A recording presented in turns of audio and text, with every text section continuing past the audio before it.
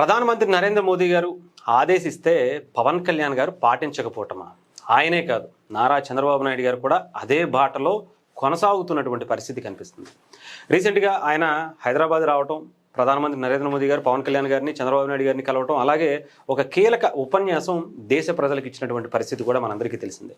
ముందు ఖర్చులు తగ్గించుకోండి, పెట్రోల్ వాడకం తగ్గించండి అని చెప్పి ఆయనే దాన్ని పాటిస్తూ ఆయన తీసుకున్నటువంటి నిర్ణయం కూడా నిన్న మనం కూడా ఒక వీడియో చేసుకున్నాం.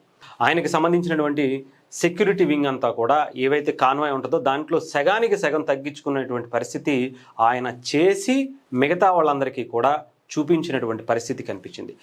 ఆంధ్రప్రదేశ్లో ఉన్నటువంటి మంత్రులు, ఎమ్మెల్యేలు అందరూ కూడా వాళ్ళ ప్రోటోకాల్స్కి సంబంధించినటువంటి కాన్వాయ్లన్నింటినీ సగానికి సగం పైగా తగ్గించుకున్నటువంటి పరిస్థితి కనిపిస్తూ ఉంది. మీరు చాలా క్లియర్గా చూసుకోవచ్చు. ఆయన మొట్టమొదటిసారి ఆంధ్రప్రదేశ్కి చేరుకున్నారు.